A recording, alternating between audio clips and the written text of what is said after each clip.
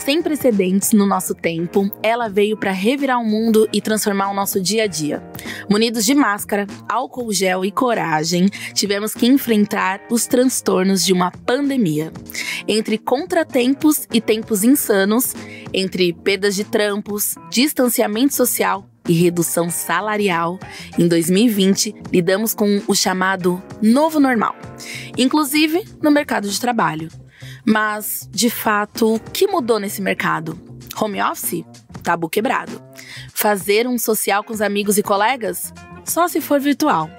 Status na quarentena? Tentando manter a saúde mental. E como fica o mercado de trabalho durante e pós-pandemia? Vamos descobrir nesse episódio do Trampapo. Se liga! Fica esperto, aumenta o som que a gente tem o dom. Se não quer trabalho chato, se liga no Trampapo. A Xongani e o Ricardo vão te dar um papo reto. Evolua sua cabeça, aproveita e fica esperto. Olá, eu sou a Ana Paula Xongani, sou empresária, apresentadora, criadora nas redes e mãe. O Trampapo pretende ser um podcast acessível, busca ser inclusivo para as pessoas com deficiência. Então, para quem precisa de acessibilidade, é possível conferir a transcrição dos programas em texto ou em libras no nosso site. Eu vou fazer a minha autodescrição. Eu sou Ana Paula Xongani, sou uma mulher preta, de cabelos crespos e endredados, também pretos, olhos pretos e corpo volumoso. E agora, quem vai se apresentar? Olá pessoal, tudo bem? Eu sou o Ricardo Moraes, eu trabalho na Cato, vou acompanhar vocês aqui durante todos esses episódios do Trampapo, para a gente conversar bastante, trocar bastante figurinha. Vou me apresentar, né? Então eu sou homem, 1,80, branco, olhos verdes, cabelo preto e barba bem grisalha, quase parecendo o Papai Noel.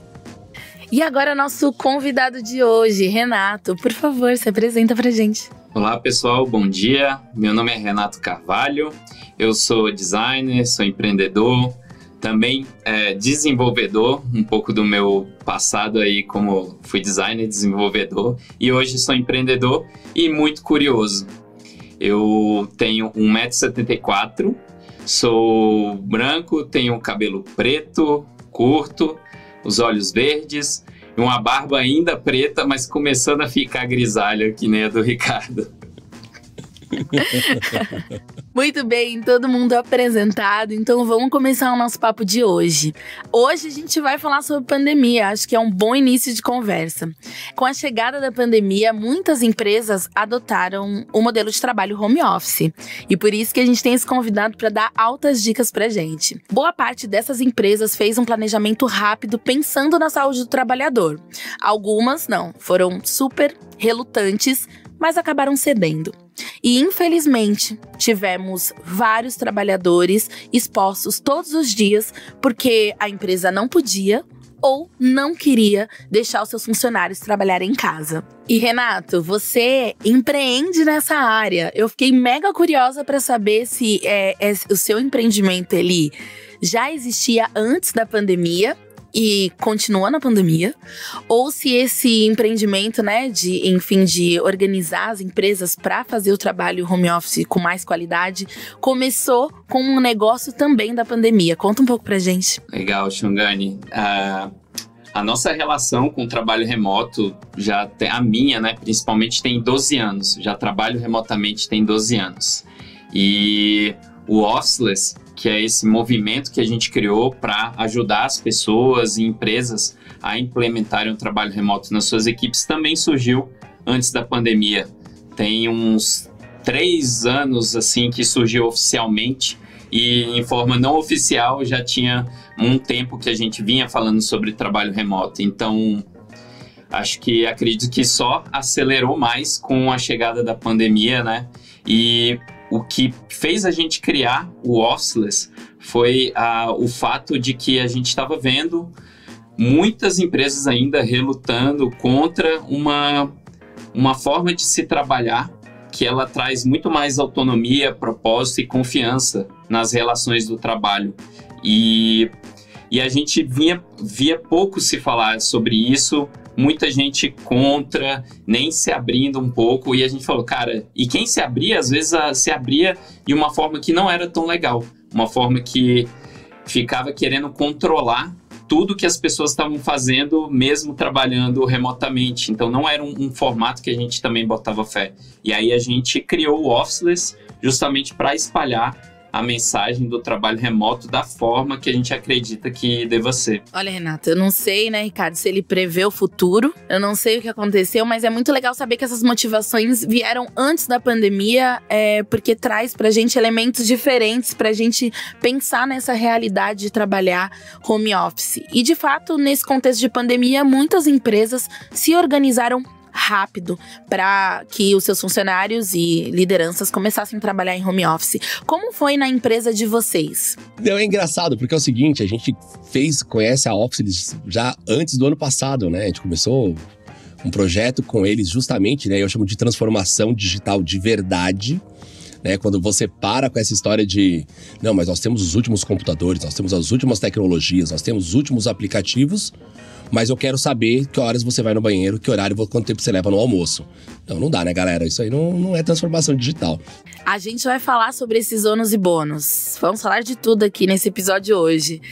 E, Renato, Cato é uma empresa que já estava, pelo menos, familiarizada, semi-preparada para esse movimento. E como foi o susto, né? Assim, como foi essa adaptação repentina de outras empresas que nunca cogitou a existência do home office como modelo de trabalho? Baque, né? Muito forte, assim, para quem nem pensava nisso e tudo. A gente até fala que o trabalho remoto, ele tá tendo meio que dois grandes momentos, assim, que é o AC/DC, ou a CDC, antes da Covid, depois da Covid.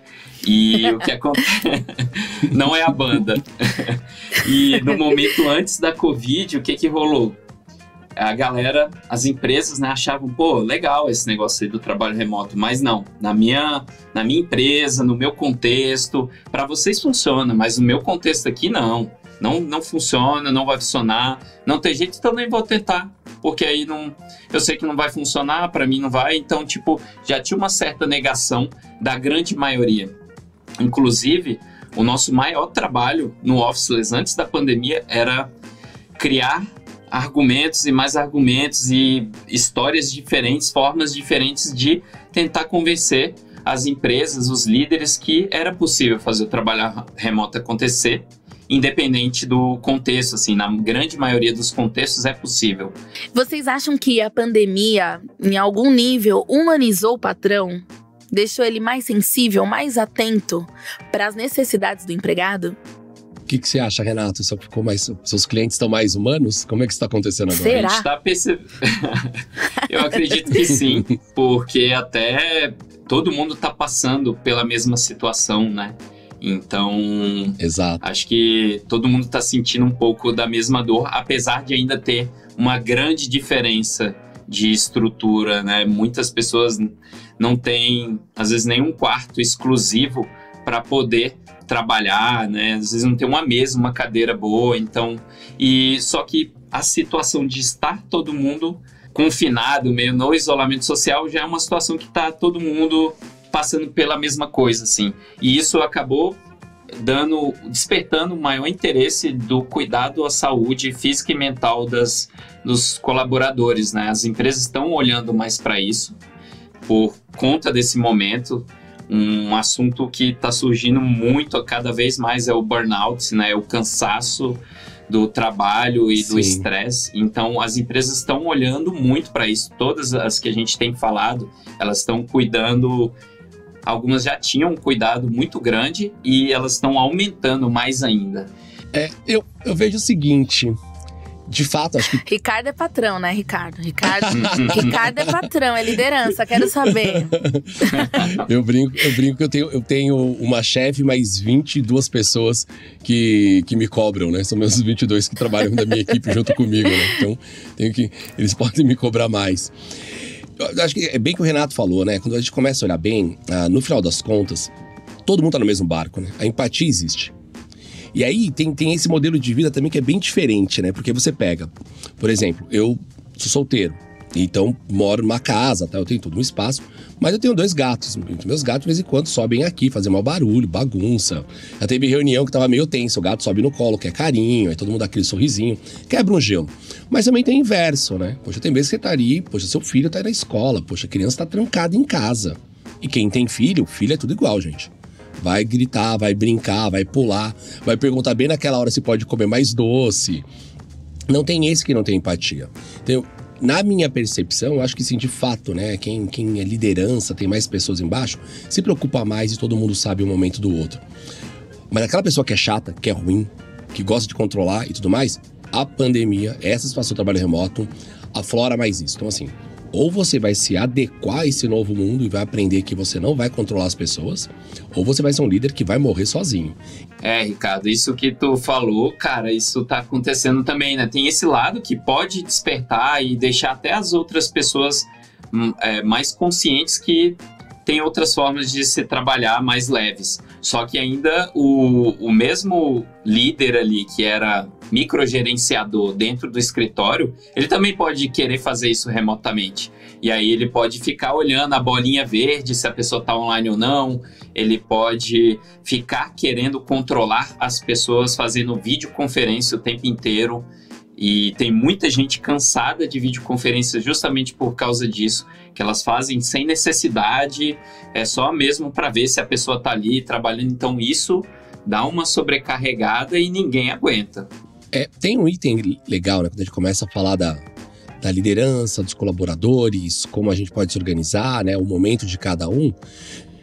Um ponto interessante é que tem ferramenta para isso, né? E não é ferramenta de controle, né? É ferramenta de gestão. Tem a história, né, do síncrono e assíncrono, né? Síncrono é todo mundo juntinho, assíncrono você manda a mensagem e a pessoa vai te responder só amanhã, né? E daí, acho que isso também as pessoas começaram a ter que entender, né? Não é porque tem acesso a uma ferramenta chamada WhatsApp, que é o mal da humanidade agora, né? Porque você manda, espera os tiquinhos aparecerem. Ai, meu Deus, não me respondeu. Ai, não tá online. A coisa mais libertadora que eu fiz foi pegar meu celular e tirar todas as notificações. Não vai tocar, quando eu posso atender. Você tirou o azulzinho também? Opa, tudo. Eu também. Quem manda em quem? Eu que mando no celular, não ele em mim. Agora, eu queria propor aqui a gente falar do outro lado dessa pandemia, né? Do outro lado desse trabalho à distância. Muitos trabalhadores que vivem sozinhos tinham o trabalho como aquele momento de sociabilizar, de encontrar os seus colegas de trabalho. E o isolamento afetou bastante a saúde mental das pessoas. Na verdade, falar sobre saúde mental nunca foi um tema tão discutido como nessa época. Dizem que a depressão é mal do século, mas eu completaria aqui que a depressão é mal do milênio e completaria mais que depressão é o mal do ano de 2020. Enquanto isso, a preocupação de muitos trabalhadores de classe baixa é diferente. É expor a sua família e sua casa ao vírus, porque muitas vezes as pessoas não têm estrutura e têm que dividir esse espaço com muitas outras pessoas, correndo o risco de contaminar a família toda. Bom, segundo pesquisa realizada pela Cato, né, com mais de 8 mil respondentes, 64% dos profissionais têm sentido os impactos do isolamento social na saúde emocional. Não tem esse. Desses, 80% afirmam ter desenvolvido sintomas de ansiedade. Ansiedade que já é algo que a gente vem ouvindo falar já de bom tempo, que começa ali pro burnout, começa por aí. Ainda de acordo com esse levantamento, dentre os outros sintomas que, né, foram potencializados por causa da quarentena, tem lá desmotivação, 53%. Estresse, 50%. Tristeza, né, porque não tem como estar feliz, se sentindo trancafiado, 48%. Perda de sono, 49%. Então, né, chefe achando que você vai ficar dormindo, tá se divertindo, não, você não consegue dormir. E cansaço mental, 47%. Confesso que me reconheço em algum desses números. E olha que o trabalho emocional foi pesado aqui desse lado também para suportar essa pandemia. Como o trabalhador pode tratar a saúde mental em tempos tão difíceis e como as empresas podem ajudar nisso? O mais importante é entender primeiro e tirar um pouco da pressão de que a gente precisa ser perfeito nesse momento que a gente está vivendo. De que já, todo mundo começou a trabalhar de casa e já tem que fazer tudo certinho e tudo. A gente percebe no office, falando com as pessoas, que elas estão se sentindo sobrecarregadas e elas estão tentando compensar, talvez, tipo, eu tenho que cuidar do meu filho aqui durante um tempo e tudo, e elas estão tentando recompensar isso trabalhando até mais tarde e várias coisas desse tipo. Mas aí, o mais importante é tentar desenvolver uma rotina diária certinha, onde você tem o tempo ali para trabalhar, onde você tem o tempo para se cuidar, né? Tipo, tem a hora do almoço, tem a pausa, tem um momento para praticar algum exercício, nem que seja um alongamento ou uma pausa que seja também longe do celular. Te esquece o celular por um tempo, porque ele é um dos grandes causadores da ansiedade, do estresse e do burnout. Então, assim, separar um pouco essas coisas. Um exemplo prático meu foi: eu parei de olhar o celular na cama na hora de dormir. Eu parei de olhar com muito custo, foi muito difícil, viu? Mas entendendo que isso estava me prejudicando, eu parei de fazer isso. Nas manhãs também eu já acordava olhando o celular, também parei com isso. E eu vou primeiro cuidar de mim, né? Então, como o Ricardo até tinha comentado, ele desligou as notificações, desligou as coisas e ele assumiu o controle da vida dele. Então, é a gente assumir o controle da nossa vida, da nossa rotina, para a gente não ficar sendo bombardeado. Porque se a gente deixar, vai ser notificação de rede social, vai ser notificação do trabalho. Então, ter um pouquinho dessa rotina já vai ajudar bastante. E aí, depois, ter alguma prática de exercício, ter um momento de foco, organizar o seu dia de trabalho no dia anterior também ajuda bastante. Então, algumas práticas aí, rotinas mesmo, tentar desenvolver uma rotina para que a gente consiga render mais no trabalho e não ficar compensando as horas e trabalhando até a noite, porque senão a nossa vida vai virar só trabalho. Então, esse foi um aprendizado que eu tive e demorei para ter. E aí, por isso que eu falei para o pessoal tirar essa pressão que precisa aprender rapidamente. Porque antes, as pessoas eram acostumadas a sair de casa, vai para o trabalho, aí chega lá, trabalha, aí parou, almoça, depois volta para o trabalho e depois acabou o trabalho quando chega em casa. E aí, quando a gente ganha essa liberdade da gente estar, por exemplo, trabalhando de casa, meio que fazendo os nossos horários, a gente também fica um pouco perdido, porque a gente nunca trabalhou dessa forma antes. Muita gente está trabalhando assim pela primeira vez. Então é natural demorar um tempo para a gente se adaptar nesse novo contexto e começar a desenvolver uma rotina. Então, essa é a primeira dica aí para o desenvolvimento pessoal como profissional. Olha esses dados. De acordo com o R7 Economia, até abril desse ano, 2,5 milhões de brasileiros tiveram redução da sua jornada de trabalho e, consequentemente, reajustes salariais. O G1 Economia diz que até maio, 960 mil brasileiros entraram com pedido de seguro-desemprego. Estão previstos mais de 1,9 milhões até o fim da pandemia. Importante deixar claro que a gente não sabe quando é o fim da pandemia. E já que a gente está falando sobre mudanças e impactos sociais, a gente sabe que o número de mortos pela Covid-19 está concentrado na periferia, porque os trabalhadores da periferia não podem fazer o isolamento social necessário e por diversos motivos. É o lugar onde as pessoas estão menos assistidas, é o lugar onde as casas estão mais cheias, enfim. Muita gente está se arriscando, sim, pegar o vírus, porque é uma escolha muito difícil, entre pegar o vírus e colocar comida na mesa. Não é uma escolha simples. Inclusive, eu também não tô aqui para fazer uma pergunta muito fácil, né? Na verdade, eu acho que esse podcast não tá aqui para fazer perguntas muito fáceis, isso é ótimo. Mas como que o mercado de trabalho pode ser mais inclusivo e dar mais segurança para o trabalhador que estão nessas áreas que mais precisam, que estão nessas áreas menos assistidas, nas áreas mais pobres da nossa cidade? Tem um ponto aí que, nessa escolha, né? A gente falou, poxa, a escolha entre ficar em casa ou ir ao trabalho, né? Isso não pode ter escolha, né? A gente sabe que tem pessoas que não é escolha. Não é escolha. É necessária, mandatória, tem que ir. E aí, assim, tem desde de quem, por exemplo, é um médico, mas tem todo o aparato para poder fazer isso, né? Ele sai de casa, mas ele vai ter todo o aparato de segurança. Tem ali o trabalhador, que é por exemplo, é o repositor de loja. Mas aí ele não tem uma segurança no transporte público, ele não vai ter, chega não necessariamente a empresa dele dar todos os equipamentos, os EPIs, né, que é o equipamento de proteção individual, para ele conseguir trabalhar. Eu acho que quando a gente começa a olhar sobre a questão da proteção, tem vários caminhos. Tem uma questão do poder público mesmo, de garantir o auxílio, para que essas pessoas não possam ter a rentabilidade. O governo manter o auxílio aos pequenos negócios, né, que é quem mais emprega no país, para que não tenha que puxar esse trabalhador de novo para dentro da estrutura dele. Então, porque está falando bastante de governo, né? O governo poderia ajudar bastante.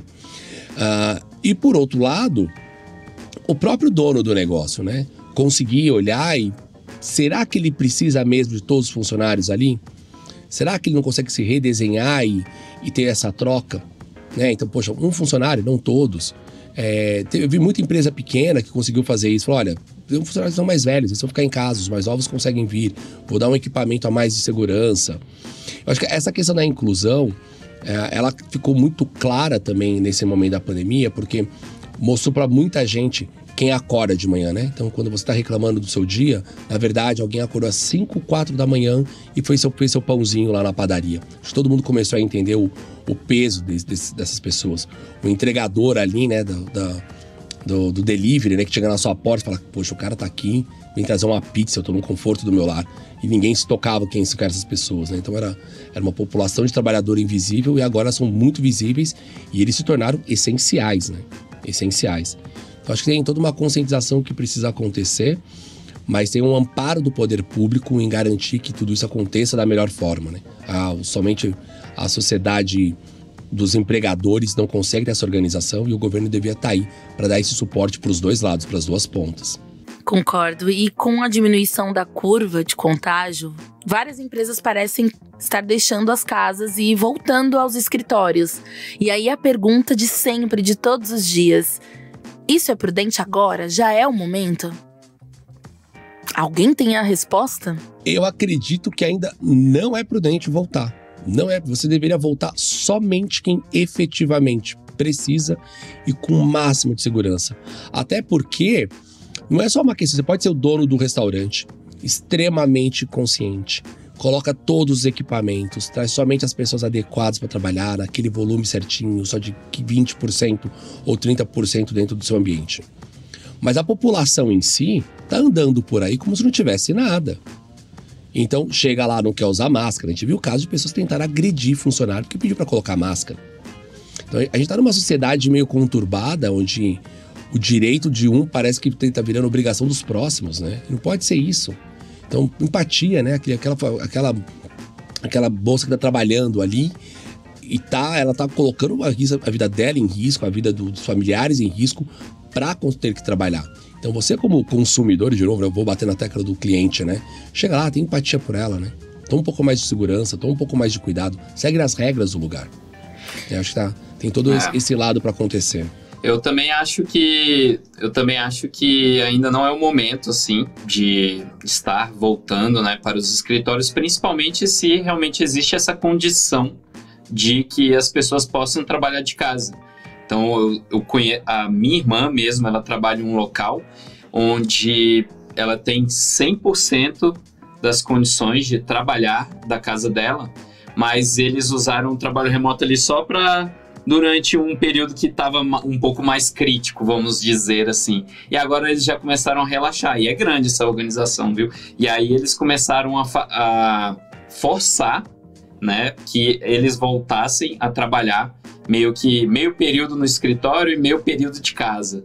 E aí, pô, não tá resolvendo nada, só na minha opinião tá piorando as coisas assim, porque tá forçando o pessoal a ir ao escritório e depois ainda, tipo, fica um pouco em casa e aí coloca todo mundo em risco. Então, tipo, se as empresas podem exercer ali a função do trabalho remoto e principalmente o home office no caso de hoje, que exerça ainda. A gente ainda tem muita notícia que a gente está vendo lá na Europa de já voltando, uma nova, né, a curva aumentando de novo. Então, assim, quanto mais cuidado a gente puder, melhor nesse momento. E agora eu acho que a gente pode juntar tudo isso, tanto a gente pensar, né, na possibilidade do home office, quanto de ampliar as possibilidades de trabalho para outras pessoas. Com o home office sendo uma realidade que não precisa ser abandonada, mesmo pós-pandemia, a distância da casa para o escritório pode deixar de ser um problema, o que aumenta a oportunidade de trabalho para outros trabalhadores. Acho que vale a pena lembrar aqui que a maioria das empresas geralmente estão localizadas, pensando na urbanização da cidade, todas muito perto e geralmente em áreas nobres, o que oferece para um grupo muito pequeno de pessoas uma qualidade de vida muito maior do que a grande população daquela cidade. Então, e os principais afetados com isso, sem dúvida, é a periferia, as pessoas da periferia, que tem que se deslocar até o centro, que chega nos seus trabalhos mais cansados, que se expõe muitas vezes ao vírus nesse período de pandemia e uma série de outras coisas, né? A gente sabe como funciona o mercado de trabalho para as pessoas que estão na periferia. Será que com essa nova realidade de pós-pandemia ou de pandemia, com a gente ali mais organizados com esse home office, é possível a gente ter a utopia de ter uma cota para trabalhadores à distância e que isso se torne uma realidade e, inclusive, não só uma realidade, mas uma possibilidade de ampliar empregos para mais pessoas? Tem um item aí, você falou em cota, né? Quando fala em cota, as pessoas já ficam todas desesperadas, com medo. Ai, meu Deus, vou perder meu lugar. Mais uma cota, tal. chega! Mais uma cota, né? Gente, eu vejo cota da seguinte forma. Ou vai pelo amor, ou vai pelo bolso. Amo! Porque é o seguinte, é verdade, se você é um executivo, diversidade é dinheiro. Sim. Se você não tem a visão social, que eu já acho um erro, né? Eu deveria pensar como sociedade, a diversidade como algo bom, que vai trazer uma sociedade mais justa e melhor para todos, né? Então, eu acho que esse deveria ser o olhar, porque para mim essa é a natureza da diversidade, quando você coloca todo mundo em pé de igualdade, todo mundo podendo ter os mesmos acessos e, né, e ajudando que aqueles que foram deixados para trás ao longo dos séculos e agora todo mundo possa ter, vai ser muito melhor. Cara, chega a arrepiei, porque realmente a gente pode quebrar muitas barreiras, assim, na vida das pessoas e principalmente quem tá em desvantagem aí no mercado, por exemplo, por morar em periferia, tudo. O que acontece é, o trabalho remoto, você consegue contratar pessoas de diferentes lugares, né? Antes, quando a gente, sei lá, a empresa tem a sede no grande centro de São Paulo, ela só pode contratar pessoas ao redor de São Paulo ali, e quem está na periferia vai sofrer. E quando a gente quebra isso, ela quebra todas as barreiras. A gente pode contratar pessoas de qualquer lugar do Brasil e trabalhar com pessoas realmente pode ser da periferia lá do interior do Rio, periferia Fortaleza. Então, na nossa própria empresa, a gente trabalhou com pessoas de vários lugares do Brasil e ainda trabalha. Isso é sensacional. Então, é bom para que a gente possa expandir a diversidade dentro da empresa, e é bom também, lá no final das contas, para a empresa, porque ela expande até as possibilidades de clientes e tudo, e traz também um conhecimento dessas pessoas da diversidade muito maior para dentro da empresa. E é bom para as pessoas também, porque assim, quem mora na periferia vai começar a ter mais oportunidades. Quem mora na periferia e às vezes teve uma oportunidade de aprender um inglês, que já tem, né, vários projetos e tudo que levam o ensino do inglês e de outras habilidades para o pessoal na periferia, elas vão conseguir quebrar barreiras e às vezes trabalhar com alguém de fora do país, uma empresa fora do país. Então, assim, é um universo que vai começar, a gente vai aos pouquinhos, é um trabalho ainda muito grande a ser feito, mas aos pouquinhos essas barreiras vão ser quebradas.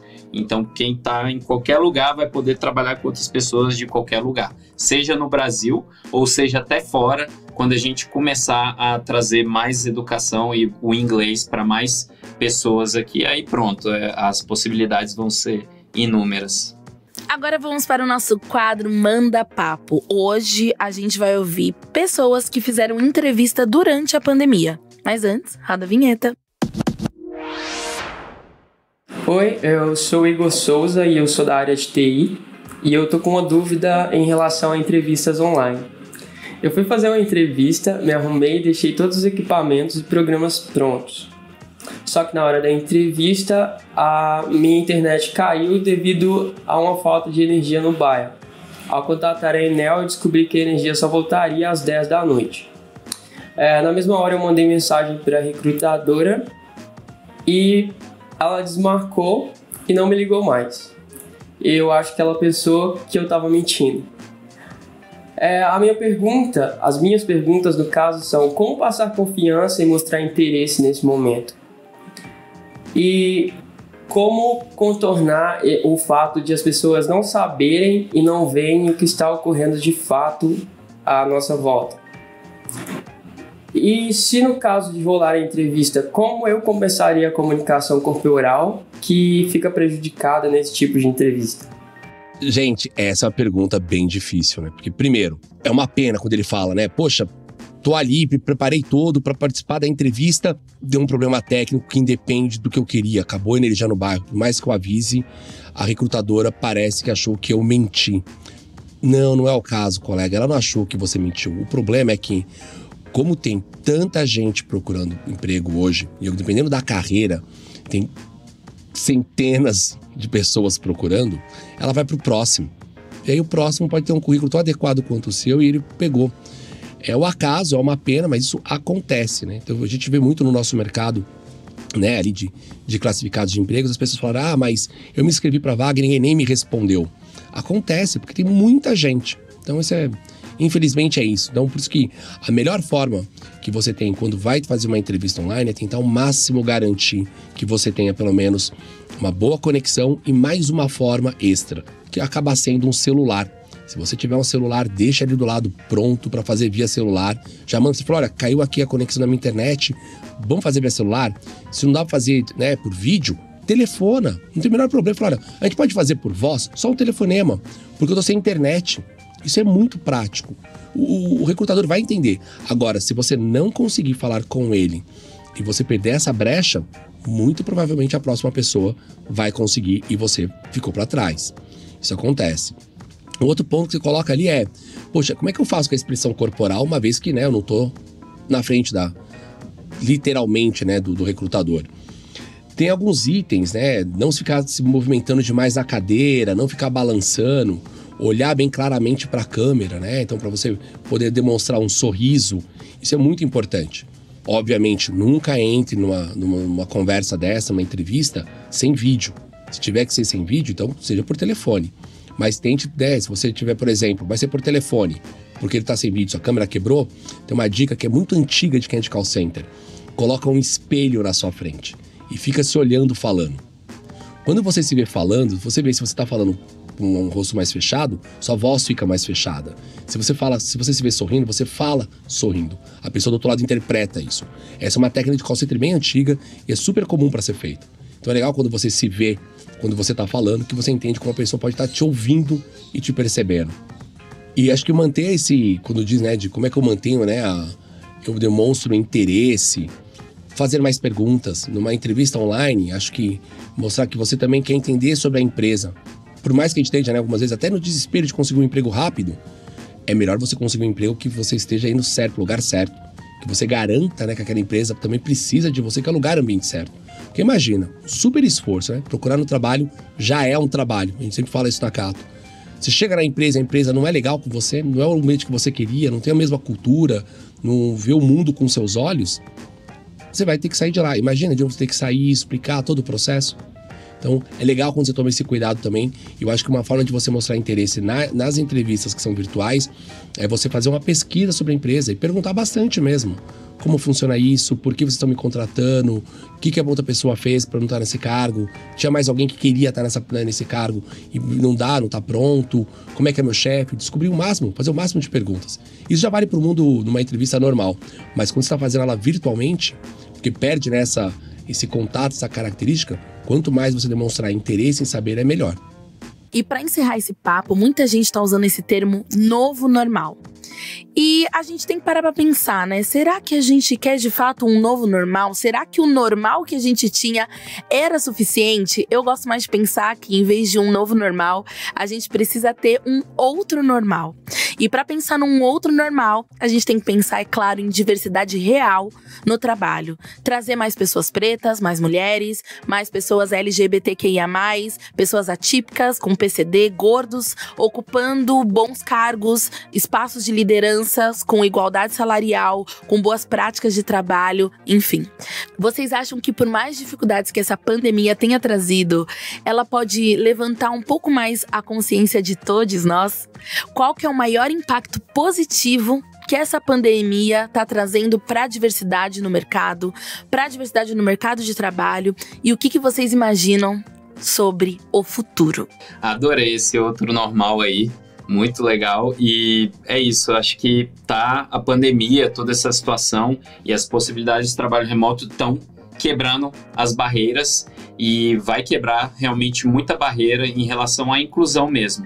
A gente podendo trabalhar com mais e mais pessoas que não estão ali perto dos grandes centros, então isso é uma coisa muito massa.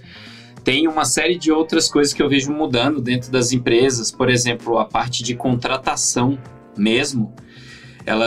Muita empresa já está pensando em como contratar sem ter viés de cor. Então, elas estão quebrando isso através da primeira etapa da aplicação e em algumas outras, ela ser completamente transparente. A gente não vê o sexo, não vê o gênero, não vê onde ela mora e a gente vê a apresentação dela e as habilidades. Então, assim, a gente já começa a ter, né? E eu acho que estamos só no começo, mas eu já começo a ver e ter mais esperança que as coisas vão mudar de forma mais acelerada. Então, esse é um exemplo que a gente mesmo já está começando a estruturar internamente. Nós somos uma empresa pequenininha ainda, então, tipo, a nossa preocupação, a gente tem várias dessas preocupações, mas também a preocupação em sobreviver. E aí a gente está tentando sempre equilibrar isso aí.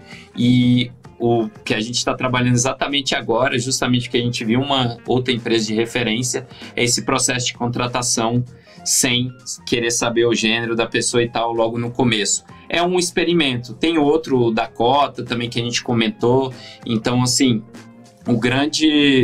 a gente está sendo empurrado por essas transformações e eu acredito que vai acelerar transformações positivas para toda a sociedade aí. E é isso, eu estou vendo com bons olhos, apesar de todos os desafios que a gente está vivendo agora.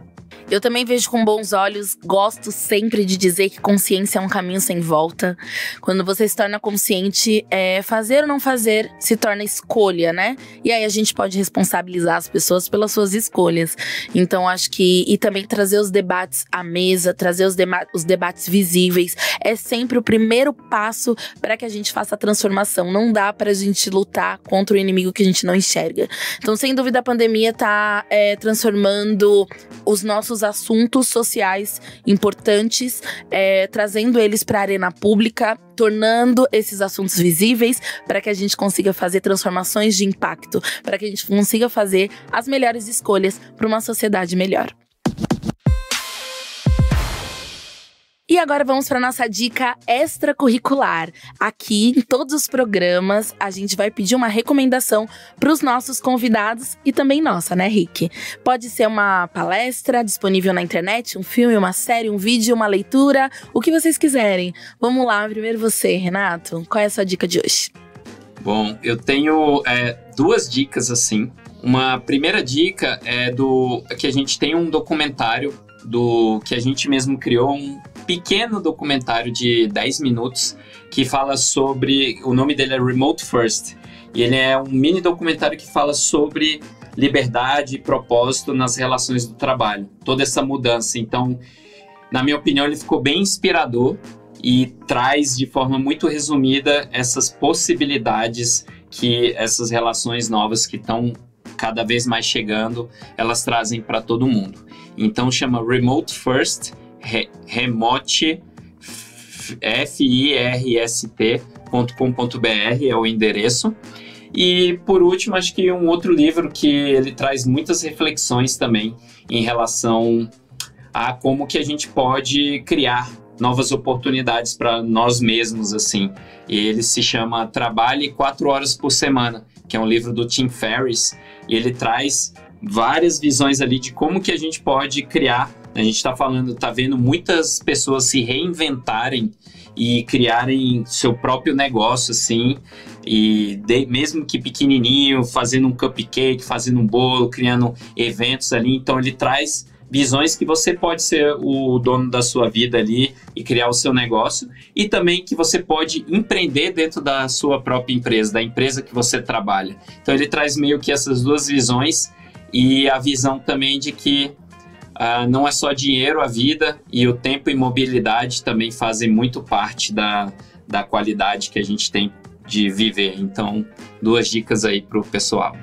Do meu lado aqui tem outras 2 dicas, né? Acho que a primeira é nosso blog de matérias da Cato, né? O cato.com.br/carreiro-sucesso. Carreira e Sucesso fala ali de carreira, informações trabalhistas, modelo de currículo, tem uma série de outras informações. E o outro, que é procurar sobre comunicação não violenta. Procura no Google, tem livro, tem texto, tem um monte de coisa. O que você achar ali online, leia sobre comunicação não violenta. A gente falou muito sobre como as pessoas precisam se comunicar melhor, as ferramentas, como a gente tira ansiedade, como a gente se sente melhor. Esse é um tema muito bacana, você entende como se comunicar com as pessoas, com cuidados que você tem para falar com elas, o cuidado até para ouvir melhor as pessoas. Eu acho que nesse momento de pandemia, onde as relações ficaram distantes, né? Até o colega colocou ali, poxa, uma entrevista onde eu não apareço, como eu faço? Entender um pouco mais sobre comunicação não violenta pode fazer você ter se sentir muito melhor e fazer as pessoas que vivem com você se sentirem muito melhor. Essa é a minha dica. Olha, as minhas dicas de hoje, uma bem clichê. Tem um novo documentário na Netflix que chama Distanciamento Social e fala sobre diversas realidades e como que a pandemia interferiu na vida dessas pessoas. Foi um documentário produzido nesse período, vale a pena assistir, principalmente para ampliar olhares e nos perceber diversos. E como eu já citei aqui nesse episódio também, quero reforçar a indicação do livro da Angela Davis, Gênero, Raça e Classe, pra gente pensar diversidade, pra gente pensar interseccionalidade, que são fundamentais pra gente ter um momento de empregabilidade mais justo e um momento de mundo, né, melhor para todos nós. E chegamos ao fim da nossa estreia dessa 2ª temporada. Eu tô muito feliz, foi um ótimo papo. Muito obrigada ao meu parceiro aqui dessa jornada, Ricardo, e a você também, nosso primeiro convidado, Renato. Muito obrigada por vocês estarem aqui com a gente. Valeu demais. Super obrigado. Renato, já amei quando a gente se conheceu pela história inteira do treinamento, a ter ajudado a gente a conseguir atravessar esse momento, mas de novo, super obrigado pelas dicas. Você é sempre bem-vindo para conversar com a gente, espero que você tenha sempre tempo para nós. Obrigadão, pessoal, pelo convite. Eu que fico feliz de ter participado, aprendi muito ouvindo com vocês aí algumas ideias e com certeza vou levar daqui para frente. E espero também que algumas coisas que eu trouxe aí possam servir e serem úteis pro pessoal aí que está na busca de novas oportunidades. E eu convido vocês a nos acompanhar nas nossas redes sociais. É só procurar no Facebook e no Instagram Trampapo ou no nosso site www.trampapo.com.br. Lembrando vocês que agora o nosso programa é semanal. Toda segunda-feira a gente se encontra em todas as plataformas digitais pra gente conversar sobre tudo isso e muito mais. Até o próximo programa. Um beijo e tchau! Fica esperto, aumenta o som que a gente tem o dom. Se não quer trabalho chato, se liga no Trampapo. A Xongana e o Ricardo vão te dar um papo reto. Evolua sua cabeça, aproveita e fica esperto.